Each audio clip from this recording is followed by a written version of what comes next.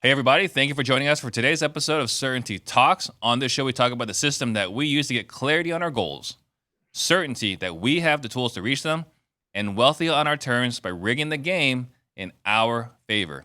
And we share it here because we want to help you to reach your goals on your terms. You've been told to scale, buy this product, buy that product, often from good meaning people. So it's not your fault when you look around and you wonder, why am I not where I want to be in my business? As our mentor and business partner, Dan Nicholson, says, the biggest risk is we don't get what we want out of life. Got my good friend and business partner in the Whale Club here, Mr. Paul Sparks himself. Not only a successful real estate investor, but also a certified certainty advisor. And guys, if you get value out of this show, please hit the subscribe button. That way we can help more people get wealthy on their terms. Title for today's show is How Steve is Raising Profits in His Business. But before we make the show all about Steve, let's talk about 6-word updates. What you got, Paul? Yeah, this is Steve's world, and we're all just living in it. So first of all, that's a great 6-word all update. about Steve today. But no, 6-word update for me is excited for the Whale Club event. We've got exactly, what is today? Thursday. So 8 days. We'll have almost 50 whales here in Denver for our event. I'm super excited. We're gonna have Dr. Jeff Spencer doing a workshop. He and I were just kind of game planning right before this. What he's going to be speaking on, it's going to blow people's minds. I mean, he is an impressive dude, and he's going to be just giving a lot of his secrets he's acquired over the course of, 40, 50 years in business and professional, dealing with professional athletes and stuff like this. We got Nick Peterson speaking, which is always a hoot. You never know what you're going to get with Nick. He is a wild card. So I can't wait to hear what he has to share. And of course, the famous Steve Trang will be there giving his presentation and speaking as well. So yeah, pumped for that event. And yeah, just excited to see everybody. Yeah, man. I can't believe it's next week. Wow. So my 6-word update, team on board with minimums. So not this week, but the previous week, I talked about, hey, maybe we should lower our KPIs and lower our targets. And they were like freaking out. Like, what are you talking about? Because we're not hitting our targets, you're going to lower them? That seems like a cowardly way out. Like, that's not accountability. I was like, oh man, I got to undo this mess, right? Because I came in with like direction without any sort of explanation or setting a foundation, like a visionary does, that come in, screw things up. So they were pretty upset with me last week. This week, I explained why, which we're going to do in today's show, right? Why we're doing what we're doing. And once they understood the why, they're like, yeah, that makes total sense. So team is now on board with minimums because we talked about last week as what are the absolute minimums. And so what's the problem? The problem is, and if you're listening to the show, this might resonate with some of you. The biggest problem is that we're chasing revenue. Chasing revenue is something we do in our 5-year target, our 3-year target, our 1-year target, our quarterly targets, right? We're chasing revenue. That's the metric we track. Not saying it's necessarily wrong. We're just saying that's not the most important metric. And we say it all the time. Hey, what's the most important, Paul? The amount of money you make or the amount of money you keep? I'd say it's the amount of money you keep. I don't, But why do we as humans latch on so hard to the revenue? Why is that? I don't know. But we know what we keep is the most important, but we set targets based off that other number.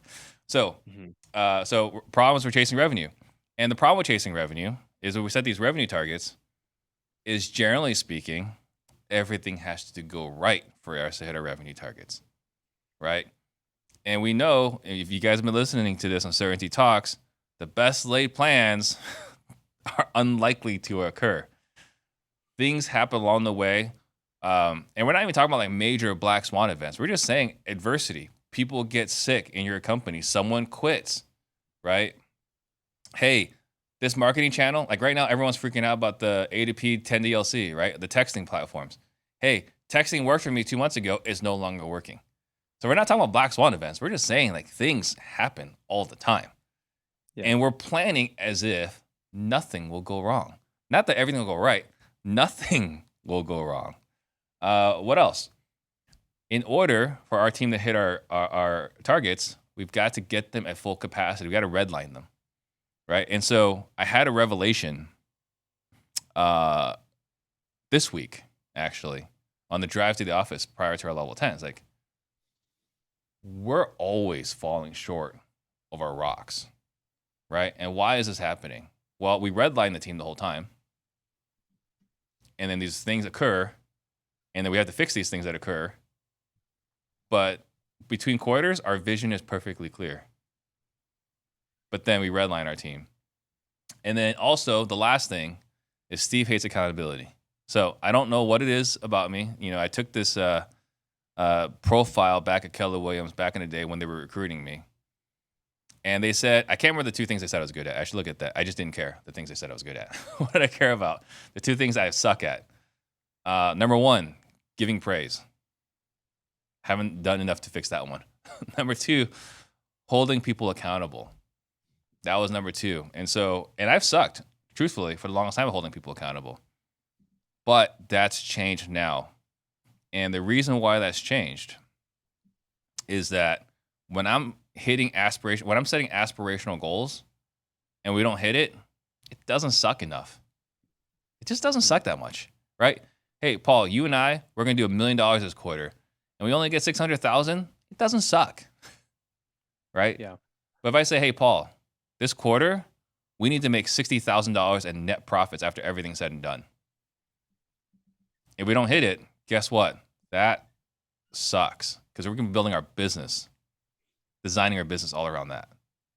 Well, and there's this concept we've probably all heard of, like aim high, miss high. Mm-hmm. Yeah. What are the risks of? It sounds like that's sort of how you've been running your business. Is, hey, we're just going to aim really high, and that way, if we miss, at least we're going to miss high. But what are the risks to that? Sometimes you don't miss high. Yeah. Sometimes you miss low, right? But who doesn't care? Who doesn't care when you miss revenue targets? Payroll doesn't care. Vendors don't care. Suppliers don't care, right? Your expenses are fixed. Hey, we just upgraded the fiber. Cox is not going to say, hey, Cox, look, here's the thing, right? We were going to have this many sales, but it didn't happen. So I'm going to need you to reduce the cost of our internet. Expenses don't care. So anyway, we were talking about this is the problem. So I had some realization. So what are the first things? So actually, let me bring up some questions here as we're doing this, right? And fortunately, you, me, Dan Nicholson, Nick Peterson, we're business partners in this venture. So I get the great benefit of doing group texts and group telegrams with the four of us. Yeah. And so in changing from revenue to profits, first, right, we got to set the minimum profit targets, which we have our quarterly meeting coming up, and I've challenged every department leader to give me minimum profit targets, not revenue targets. But we're changing minimum profit targets. How do the KPIs get affected? Do you know? I think it's a difference in my mind of building for your average versus building for your best. And when we're focusing on minimum profit targets, you're shifting the mindset towards, what do I need to actually have this business be worth my time, worth running, and it's not black or white. I get it. Sometimes it takes time to build up a business and to get to a particular place. But if you don't know what your minimum profit you need out of that business is, well, you can, like you said, you can fall victim to worrying about vanity metrics, things that actually just don't matter. I want to circle back to the specific KPIs, but we talked about this concept a week or two ago. I don't think it was on here. It was on I think it was on the whale call, talking about the Halloween candy principle. Yeah. And it's this idea of, what is Halloween actually about for kids? If you were some alien or something and you came to Earth and you were like, what is this like weird tradition? These people like dressing up and then going out and what you might realize is you might make the mistake of thinking, oh, it's just about candy. And in that case, if that was the actual point of Halloween was just getting candy, well, then you might just go out and buy a bunch of candy and hand it to your kids. Mm-hmm. But that would be missing the point entirely. The point of Halloween, although it is about candy, what it's more about is dressing up, running around the neighborhood, competing with your friends and your sister, your brother, your siblings, whatever, coming home, dumping out the candy on the floor and saying, "Look how much candy I got, and I got more candy than you," and you're comparing, and it's like a competition, Mm-hmm. right?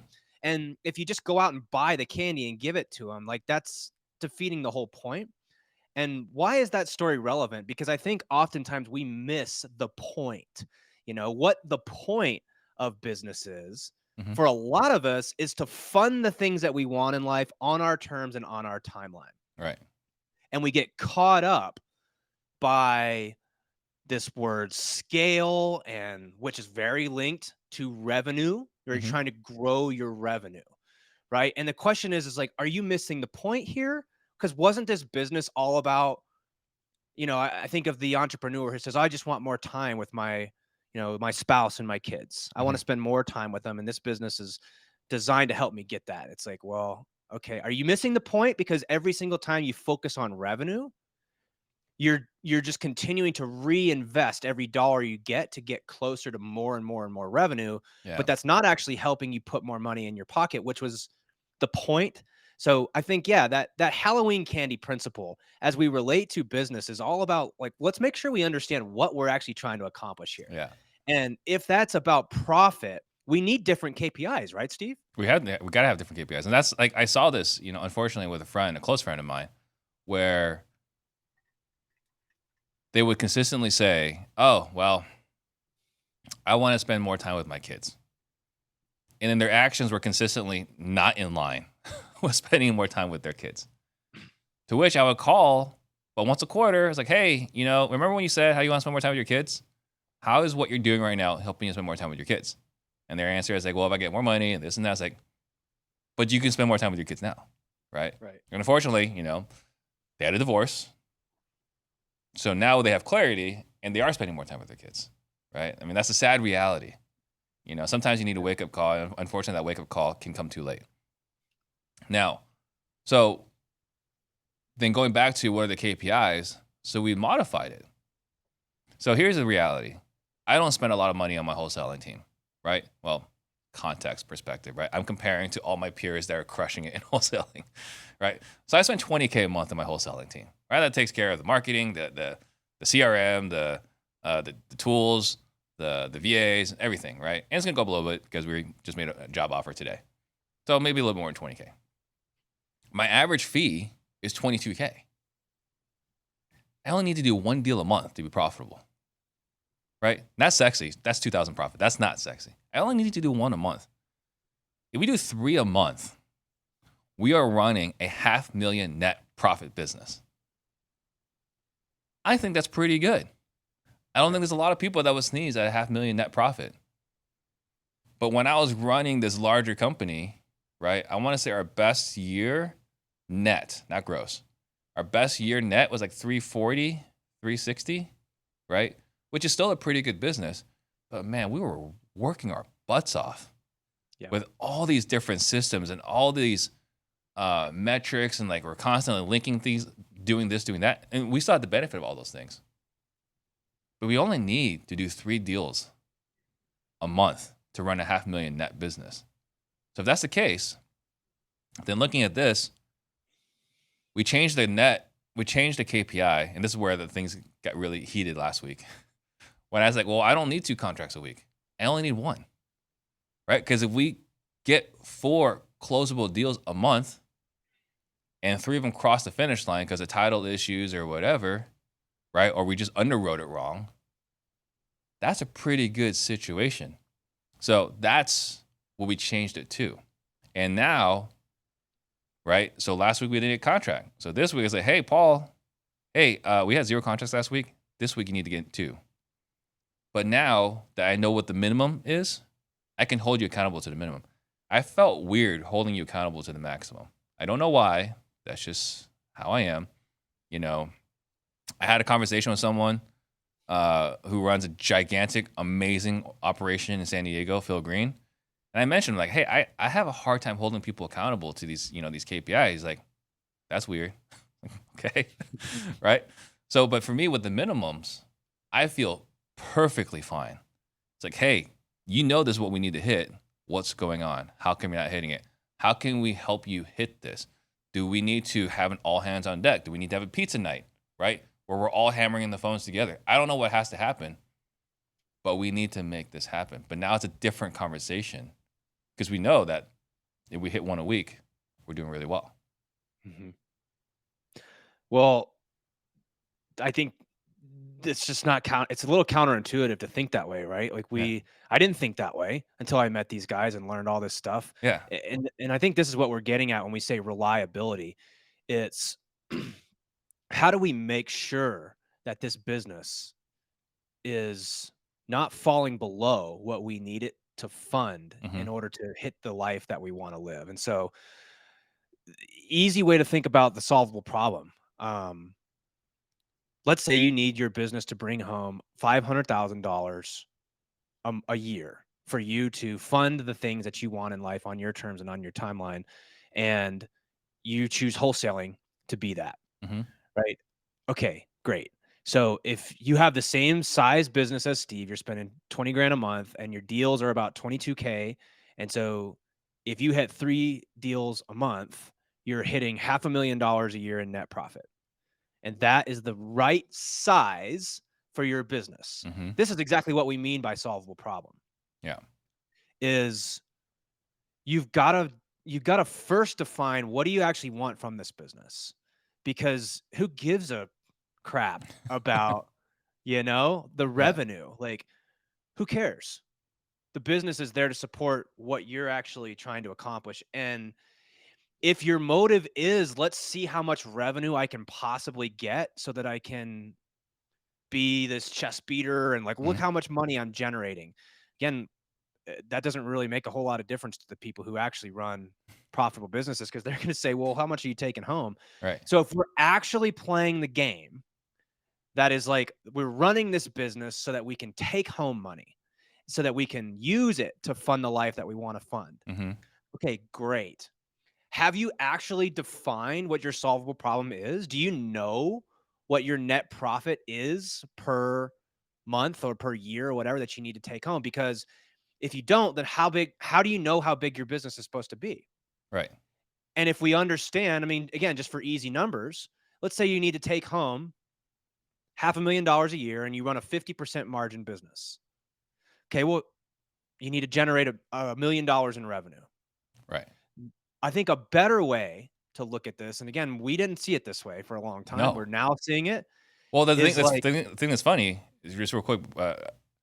I've been talking to you about this stuff for close to 2 years now. Yeah. And it wasn't until the last couple of times we were going through the whale clubs, huh? Right. I'm not living this. We have so many bad habits to unlearn. We've just accumulated a lot of bad habits, and that in my mind is okay. So if you need to take home $500K and you have a $500,000 or you have a 50% profit margin business, pretty easy to understand. We need to be able to generate, $1 million in revenue. So everything we're doing is trying to get that to be the floor. I don't care what we make on our best year. All I care about is the reliability that I'm going to take home, the amount of money every single year that I need to fund the life that I want. Would I take more? Of course I would. Right. If it happened to be more, if I'm swinging for base hits and line drives, are you going to be upset that you hit a home run? Not at all. Probably We not. celebrate them. Sure, that's great. I'm not going up to the plate every single time trying to hit a home run. You're trying to hit a base hit. You're trying to get on base, and you're trying to do that reliably and consistently. And I think that's what, when we say minimums, it's what's the minimum that we need to do so that this business is actually doing what I wanted it to do? What the point of this is. Week in, week out, month in, month out. We're doing this no matter what. And that's what the absolute minimums are. Not here's the low mark. No, this is the absolute minimums. It's not here's my goal and here's my stretch goal. It's like, this is a non-negotiable, right? Yeah. And then what happens here? If we're saying we're going to do one contract a week and we're going to build a business that is 100% going to do one contract a week in our sleep, then at that point, a couple of things are going to occur. Hey, we might do 3 contracts this week. We might do 5 contracts this week. We might have a 12 contract month, right? Because everything's falling into place. But time and randomness now is to our benefit. Right. Versus when we're shooting when we have these high revenue targets, time and randomness almost always, like 90+% of the time or more, is working against us, putting downward pressure on our revenue targets. But here we're saying these are our minimum profit targets. Time and randomness can only improve our profit target, our profit at the end of the year. Yeah, it's just the shift in mindset from building for your average For your and peak. building for your peak, we brought this up on a previous show, and we're just going to give a lot of examples. I like the baseball analogy because I played a lot of baseball. It's like, if you want to be a winning team, you hit for base hits. You hit to get on base, and then everything above that is benefit. Let's think about, like we talked about, lifting weights again. And we talked about bench press, so you're trying to increase the amount of weight you can lift, amount of weight that you can bench. Well, you don't go in and like max out and then go in the next day and try to beat that max and try to beat that max. What you do is you focus on, how do we increase our rolling average? Right. So you're doing 3 sets of 10 at 185, right? And once you can successfully hit that over and over and over again, you add a little bit of weight and you go up. And then now you raise the floor, and that becomes your new floor. Of course, there's going to be situations where you come in and you max out and you hit, something in the 200s, right? And that is certainly indicative of your progress, but we're not necessarily focused on that. We're focused on, how do we increase the rolling average? How do we go from 3 sets of 10 at 185 to 3 sets of 10 at 190 to then 195 to then 205? And I think you get the idea here. That's how we approach most things. Right. But for whatever reason, then the domain shifts. Now we're playing business. We're not working out. And we make these mistakes because it's a human thing to chase more, to want to sort of miss the context and to get confused over, what is the point of this? Back to the Halloween candy principle, right? Is your point really to max out on bench? Is your point really to see how much revenue you can generate in a month? Or is it to take home a consistent, reliable, predictable amount every single month or year? And there's no judgment here. It's just get clarity on, what are you actually trying to do? I think that's the point, is that most of us got into business. We're running this business so that it can help us achieve the life that we want on our terms and on our timeline. And so, again, I think we're just calling into question, but do your behaviors actually align with that? Because when you go set these aim high, miss high type goals, I think you can easily lose track of, what was the point of this? It's to make sure that I'm putting 500K into my pocket every single year. Right. I'm okay with more. I'm not okay with less, and I'm not okay with massive volatility in that. We want, at least, we talk about barbells and things. We want reliable, predictable stuff on one side. Yeah. So we changed the KPI from 2 contracts a week to 1. Now we go from 2 contracts a week to 1. Then they were saying, well, what about the appointment target? Like, well, then this is where I haven't had a chance to do the group text yet. If the minimum contract a week is 1, what is the minimum, going up the chain? How many held appointments do we need a week? Right? Because it was 10 appointments, 2 contracts. And so in our level 10 meeting for the wholesale company, they're like, well, are we now lowering the minimum appointments to 5 a week now? To which I said, and I want your input on this, I said, no. I want to stay at 10. They're like, why would you stay at 10? If the contract is 1, why is the minimum held appointments 10? And I said, well, if we suck, if we're terrible, we're going to close at 10%. We should be closing at 20 to 30. But if we suck, we're closing at 10%. So again, I am trying to get time and randomness in my favor, right? So I didn't say we're cutting back on marketing. I'm not saying we're cutting back on appointments. We know that this action leads to this action leads to this action. So all I'm doing is saying like, hey, if we suck, we're only going to do a contract a week. But if we have a good week, we're going to close 2 or 3 or lock up 2 or 3 contracts that week. So anyway, I normally you work out the math backwards based off your previous data. I am now working the KPIs based off our worst days versus our average days. So what are the when I think about that, I think that is a maintainability. Like what can be maintained, Mm-hmm. right? What is the 20-mile march, Mm-hmm. What is what does the data show?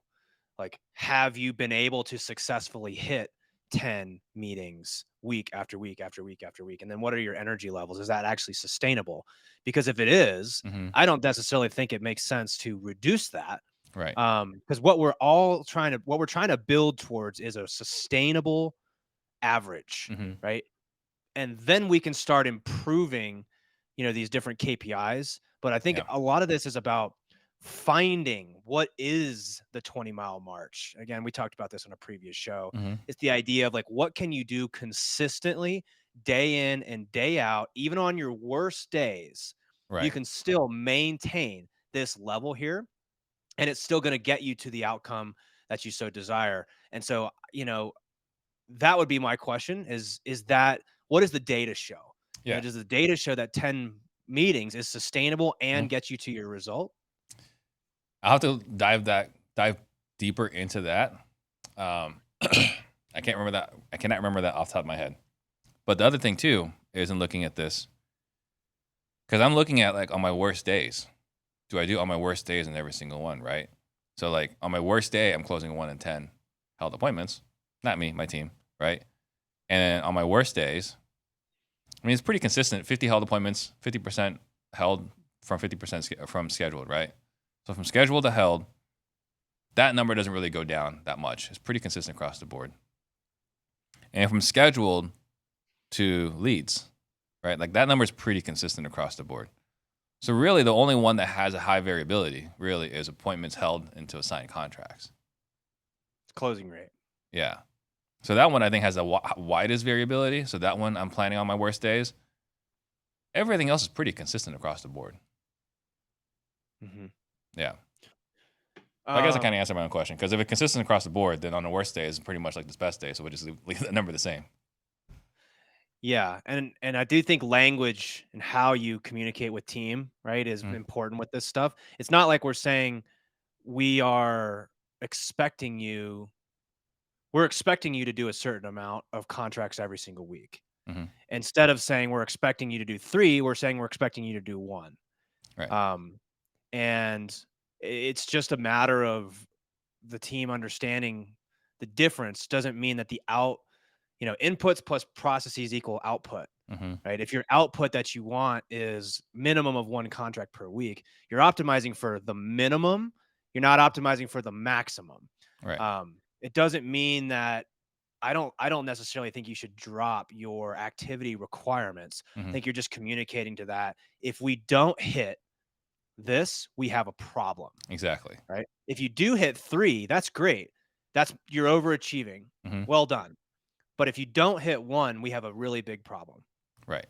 And that's and we're doing this, and we're just using the example here for the wholesale company, but we're doing this across the board, all companies. Right. Each company has to evaluate. They're going to come into our quarterly meeting again in a couple weeks. Here's the minimum profit target for Q4 of this year. And here's what has to happen for us to achieve that. So we talk about the KPIs. So, we're talking about the 1 contract a week no matter what. So what am I doing here? Because again, Paul and I have been talking for 2 years now. You guys have been listening to CertaintyTalks. We've been talking about this stuff for a while now. We talked about barbells many, many times on the show. And I was like, yeah, my business, my wholesale business somewhere, it's somewhere on that barbell. Now we've planted our flag in the ground. We are moving our wholesale company to the reliable side. And we're doing everything we can to move it to the reliable side. And again, that goes back to here are the KPIs that need to be hit. no matter what. We got someone, like I said, we made an offer today. You've heard this, where we talk about probation, right? Like 90 days. Hey, we'll give him 90-day probation. Hire a sales guy, give him 90-day probation. And we've said it, we've known this, we've read the books, we have friends that talk about this. And 90-day comes up, I was like, I don't know. Like, I think there's still hope, right? Now, we're saying, hey, this is what they need to hit after 90 days. This is an absolute must. And if they don't hit it, it's black and white. If they don't hit it, they're out. That's it. These are the non-negotiables now. So when I said, like, hey, I would like for you to hit this, and they don't, it's like, well, they tried really hard. Was it on us? Did we fail? Blah, blah, blah, all these introspection. Now, we're going to say, here's the absolute minimum you must perform. And if you can't do this, sorry, it didn't work out. Yeah. Slightly different attitude from the accountability perspective. And then you just align that with the outcome that you need. One of the things that we're going through this process with Whale Club, this might be an interesting time to kind of bring up a different example. But I've got a specific thing I'm looking to get out of that community, like a certain amount of money I'm looking to take home from it. And so, we've just defined, actually, Dan was helping me refine this week. Okay, so based off of the fixed expenses and, you and I splitting profit and things like that, like, what is the size of that business? How many people do we need in it? What does that timeline look like? And, basically turning it around to, okay, well, this is how many people we need per month or per quarter to join the community in order to, get that there.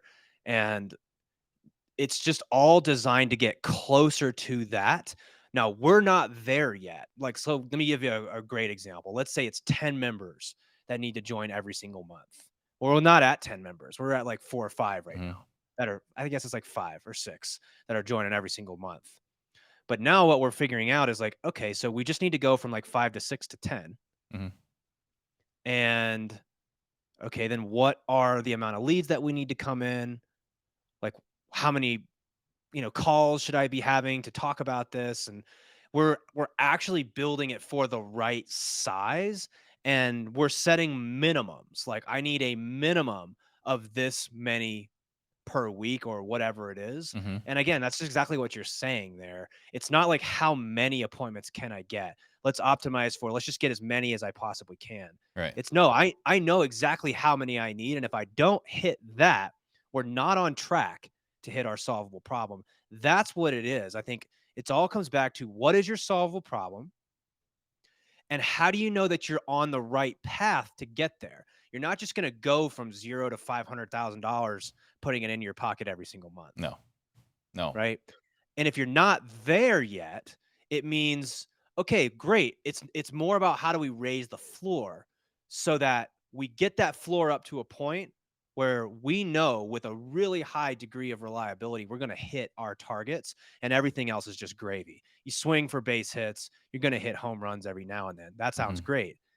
But what we don't want is, we don't want to have years where we're making 0 or we lose money, and then another year where we're at $1 million and it's like it averages out. I think most of us want consistency and reliability in our businesses. Absolutely. And again, like, I mean, we've said it earlier in the show, but I feel like my revenue targets were home runs. Like, here are all the home runs we're going to hit this year. And it's like, well, we didn't hit it. We tried. Like, no, here are the singles we must hit. If we want to make it to the playoffs, here's the number of singles we need to hit every single game. If we're not hitting this many singles a game, what are we doing here? Right. Well, and here's what happens, Steve, is, let's say you're building your business and you say, I the exact business that we're describing here. You want to take home $500,000, you run a 50% margin business, and you get there. You get to $1 million. Like, holy cow. I can't believe I'm here. What's the first thing we always do? Yeah, well, we're going to get to 2 million. Let's go to 2 million. And then what happens, right? We start hiring more people. Spiraling. We start adding stuff. Now we've got to shoot, much higher. And I think what I'm advocating for is, instead of asking yourself, well, how do I double my my volume of my business, or go from 1 million to 1.5 or whatever. It's like, no, how do we make sure we don't do less than 1 million next year? Mm-hmm. Right. Well, That is the question. so and that goes back to our conversation. It's like, all right, we want to get a contract a week. That's the target. Once we get to 1 contract a week, it's not let's get to 2. It's like, how can we beef up the system so that no matter what, we can do it and it's easy. Yeah. Now, when it's like a 1 a week and we don't miss for 4 weeks in a row, right? It's just automatic. Not even 4 weeks, 4 months in a row, right? Without any misses, then we can say, all right, maybe we go for 1.5, right? And as we can hit 1.5 consistently, right? That's 6 a month, and we can hit that for 3 or 4 months in a row. Okay, let's look at how we can get to 2 a week. But it's making sure that all the bugs, all the issues, all the challenges have been tightened up so much that we're doing this not on autopilot, but we're cruising. Well, that's the whole idea of raising the floor. Yeah. It's like, get up to a new level and recognize that you were redlining a little bit Mm-hmm. to get up to that level. Anytime you're setting a new high water mark, there's just danger. What do they say? Behind every peak is a what? A valley. Yeah. So that's what we learned through the Certainty operating system. Mm-hmm. And that's what's working for us now. It was just getting out of this mindset of scale, right? It's not a bad word. It's just, I don't think it's the right orientation. Yeah. If you look at scale only, you probably are going to end up getting caught up in the vanity metric of revenue. Right. How do I grow my revenue? And if you're just focused on that, you might be missing the point of the game. The point of Halloween is not to go out and just buy candy and give it to your kids. The point was something entirely different than that. So if the point is to scale, well, that's different than taking money and putting it in your pocket, right? And so, in my opinion, taking money and putting it in your pocket is all about maintaining a certain level of reliability and slowly increasing that floor as you get more and more and more evidence. The way you do that is by shoring up the weak spots so that what happens when somebody gets sick? What happens when the market shifts? What happens when we have some black swan event or some crazy marketing thing, channel or does. all of a sudden direct mail is not working like it was and we have to move somewhere else? Well, that's stuff that's fairly predictable. Mm-hmm. These things are going to change.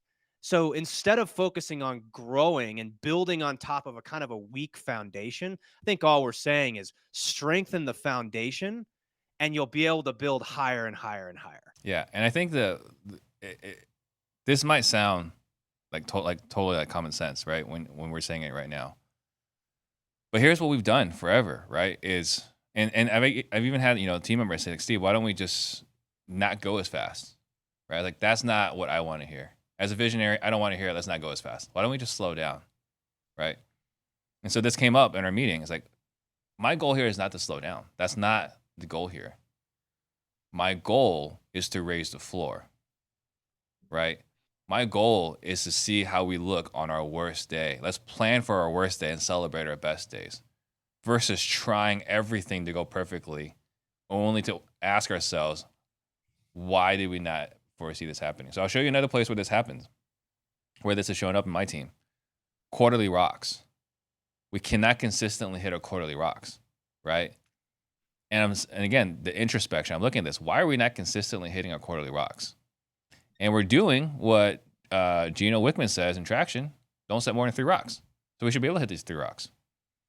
Then you look at it, right? Our worst offenders not hitting their rocks. What happens? Steve happens, right? Hey, Paul, look at this. Hey, Paul, I mean, look, we're doing more Certainty Talks episodes, right? Hey, well, let's add another set of Certainty Talks. We got Ryan Zolan. We're going to be doing a new show where we're going to have NFL athletes on the show, right? That's an exciting opportunity. Let's jump on that. We got Sean Terry was just in our office yesterday. It's like, Steve, I got an idea. Let's do something together, right? And it was classic violation of case, by the way, but it was fun, right? So we got this opportunity, that opportunity. Hey guys, I'm looking at this. Hey guys, I'm looking at that. And our guy in charge of running our education company, I'm screwing him by talking about all these different things. Yeah. The guy running our wholesale company, I'm screwing him. It's like, hey, I'm seeing launch control. This is working in these other markets. Let's incorporate launch control, right, back into our systems. Well, that deviates him from his quarterly rocks. So what are we doing now? We're no longer going to have 3 rocks in our next quarterly meeting. We're going to say, what are the 1, maybe 2 rocks that absolutely needs to happen that's going to move the needle in our company, right? So, Nick talks about how we have this, you got your plan and the certainty that we have the tools to reach them. And Dr. Jeff Spencer says, what are the 1 or 2 things that need to go right? Right? Darren Hardy talks about like, hey, set your goal, right? Set your goal, figure out what the next 1 or 2 steps looks like, then delete the goal from your mind, which is really hard to do, right? Yeah. But that's what we're going to be doing. We're going to only focus on 1 or 2 goals for the quarter. Why? Because Steve's going to happen and going to inject all this insanity into operations. And so we're redlining our people because if we did nothing else, we will hit those 3 rocks. If we did nothing else, market didn't change, marketing didn't change, environment didn't change, people don't get sick, people don't quit, we're not hiring any more people, which also makes things more difficult. If nothing changes, we'll hit those 3 rocks. But guess what? Things are constantly happening. Yeah. So now we're going to say 1 or 2 rocks. Oh, and by the way, what's the result? They're redlining and missing targets and feeling bad. Now we're saying, what are the 1 or 2 rocks we absolutely must hit no matter what? And as these other things happen, we'll move you to capacity, not redlining. I think it's great. Opportunities are a good thing, Mm-hmm. I think the problem is we don't have the restraint to say no before we've got reliability built first. Right. You can grow a business. You can do new things. I think what we're suggesting is just do one thing, right? Mm-hmm. Work on one thing at a time. And the goal should be make it reliable first. How do we make this so consistent and predictable that it's like a machine, think about a car. Um, i- imagine this was the car that you drove. You get in it and it's 95% reliable. And that's like, well, that's pretty high. Well, what that means is that if you're driving, 20 days a week, 20 days a month, let's just say, out of 20 days every month, your car, one of those days is going to break down. So once a month, it's going to break down. And you're like, wow, I would never drive that car. That's not reliable enough. Mm-hmm. Okay, let's say 99%. So 1 out of 100 times it breaks down. So you're saying like once a quarter, every 3 months or so, every, 90 days or so, my car is going to break down. Mm-hmm. I wouldn't drive that car either, and it doesn't really matter how fast the car goes or how nice it is or whatever. Like, who cares if it can't get you from A to B? Right. If the point of the car is to get you where you're trying to go, then having it be unreliable is a problem because then it breaks down when you most need it. Like, crap, I have an important meeting I need to get to, or Mm-hmm. supposed to be at my kid's baseball game or softball game or whatever. And you can't get there because your car's not reliable. Well, that's what we're talking about here in business is I Right. don't really care how fast the car goes or how nice it is if it can't get me where I'm trying to go. So Exactly. instead, let's build that car and optimize for reliability. And then of course, as it's consistent, then you can slowly start adding, faster, you can get a nicer car, whatever. But first things first, it's got to get us where we're actually trying to go. Absolutely. And then we have this other thing I'm working on, right? Because again, crazy up here. I might appear sane, but I am crazy up here. So that thing you and I talked about, I want to say maybe 6-8 episodes ago about the realtor thing. So I put the website together. I got the second largest title company in town on board to support it, the #1 loan officer in town on board to support it, and another highly productive loan officer to support it, right? So I've sent them the copy, the website, and this and that. Oh, by the way, the recruiter. I got a recruiter who's gonna be working 100% commission. Super excited for us to throw this event. So everyone's like, I was like, hey, when are we gonna do this event? When are we gonna do this event? And they're pushing me. I was like, we have a large enough interest list. They're like, no, like we gotta go. I was like, nah, we gotta get an interest list first. We gotta have. If I don't have 30 people that are dying to be there, we're not gonna have this event. And it's driving them crazy because they want to go. I was like, well, we gotta get the first thing right. And the first thing right was getting everyone on board. Second thing right was getting the messaging right, the website up. Now it's the interest list. And once the interest list is big enough, now we'll plan the event. It's driving everyone else crazy, but this is that reliability we're talking about here. Yeah, it's like don't overbuild. I came from the manufacturing world, and they would call this I forget the name of kind of the name of this, but imagine you're assembling like a car, and so you start by the frame, and then you put the engine in, and you got all these components in the engine, and then you slowly start putting all these other pieces together. Well, if you build the whole car and then you realize, oh, there's a massive problem with the transmission. Now we got to disassemble this whole thing, Mm-hmm. pull it apart just to fix that one part. And usually that results in scrap, is what we would call it. Right. Well, that's what we're saying is like avoid waste by maybe you should check the transmission that it works before you put the whole car together and then try to check it. Because Yeah. if it doesn't work, well, we got to throw the whole thing away and start over.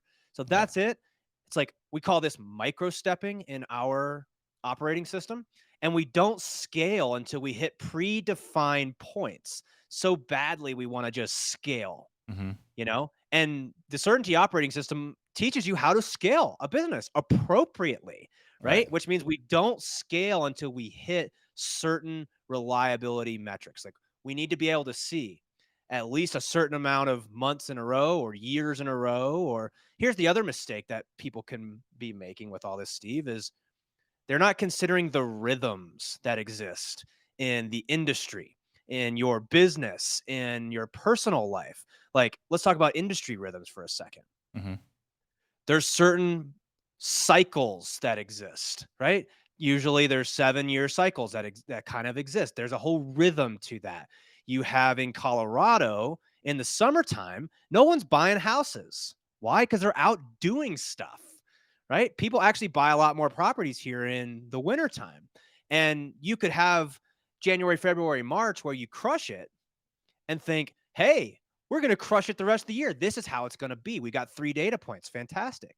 And then all of a sudden you see April, May, June, everyone's traveling and spring break and they're out in the mountains and doing stuff. And you're like, crap, I scaled too quick. I didn't consider that rhythm. Mm-hmm. There's rhythms that exist inside of your business, right? Whether that's hiring rhythms or Dan was talking about a rhythm as an accountant. Like, think about that. The lot of work is front loaded in just a few months, throughout the entire year. Most of the work happens in that time. And if you didn't understand the rhythm that existed there, you might get trapped in, okay, let's go scale this thing. So I think what we're sort of trying to get across with this episode here is building a business that can support your lifestyle and support the life that you want to live and on your terms and on your timeline is all it's that car. Like we got to make sure it can get where we're going at a really high level of reliability. And if it breaks down, I don't really care how fast or how expensive it was. If it's Mm-hmm. constantly breaking down and can't get me where I'm going. Exactly right. So I hope this helps everyone else, understanding like how we're applying it, And again, I get to be part of the whale club, right? We're in it together. And as Paul's instructing, every time he instructs, like, that my part of the business is not in alignment with that message. Well, I'm still violating that one. So there's just constant reminders in your face, incredibly beneficial, and you guys can hear it. You can see it. I'm super excited. Like I mentioned before on a previous episode, my wife asked me, what's the difference between now and before? I was like, well, now I'm asking myself the right questions, right? What profit do I want? And again, it seems obvious, but are your words in alignment with your actions? So now my actions are finally in alignment with the words, with the questions. So again, I hope this is super valuable for you guys. And then guys, if you guys are interested in learning how to implement this, reliability, profitability, fulfillment inside your business, we recommend you go pick up the book Rigging the Game. It's gonna cost you $10 or less. I think Dan had a special recently. You can go to riggingamazon.com. And if you enjoy this book, you enjoy this episode, you want to learn how Paul and I are learning the lessons that applying the lessons we're learning from Nick and Dan, go check out realestatecertainty.com. Schedule a call with Paul if you want to learn how to apply this right now inside your business. Yeah. Last thing I'll say is, like, we're all standing on the shoulders of giants. That's a phrase Nick always says, we didn't make this stuff up.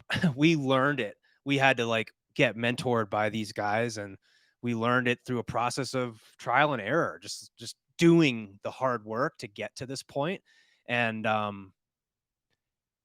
we're just kind of trying to pay it forward, really. Like, it's just extremely valuable information. And like I said, we're learning this from some guys who have had a lot of success, learned it from guys before them that had a lot of success. And it's this whole operating system. And yeah, Rigging the Game outlines a lot of the way that we approach business and life. And these tools were life changing. I just can't recommend that book more.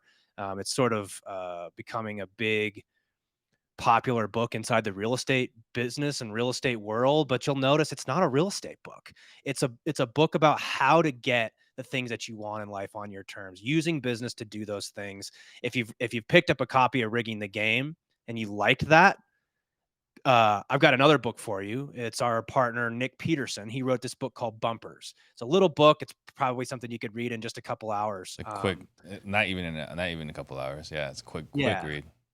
Short, and it's sort of a condensed version of Rigging the Game. Of course, Dan and Nick, they're business partners together. They have been for a long time. They're partners with us in the Whale Club. And again, if you guys resonate with that information of what they're talking about in that book, obviously keep listening to Certainty Talks. We're talking about how we're applying it to real estate specifically. But if you want to learn how to apply this in your business, you got specific questions around something like that, yeah, go to realestatecertainty.com. I'm taking time still to answer people's questions, to give them some very actionable frameworks and tools from the Certainty operating system to start building this more reliable, profitable, and fulfilling business. Absolutely.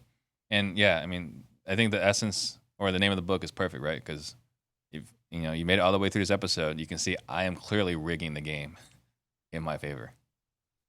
Yeah, and we also got to set bumpers up so that we make sure that we don't get off track, right? And then we have things to kind of keep us back. Course correct. Exactly. Perfect. So we'll wrap up here. Thank you guys all for watching. Thank you for listening. And then we will see you guys later.